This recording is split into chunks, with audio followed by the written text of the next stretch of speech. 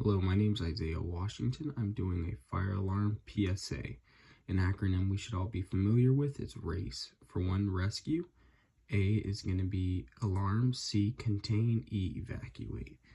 Like anything, our first priority, even in the fire department, is making sure we account for life. Second, alarm. One of the biggest issues that that goes around is when people don't change their alarms, the battery chirps, or the alarms chirp from batteries needing to be changed, or they just don't have smoke detectors at all, like the old homes as well. Another thing is contain. A lot of the fires originate in the kitchen, so we leave the stove on. So a lot of times we can contain those small types of fires before they start spreading.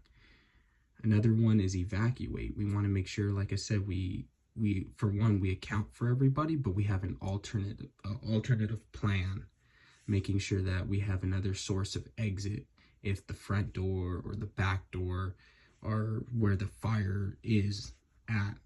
So we want to make sure that we have another option to get out. Thank you.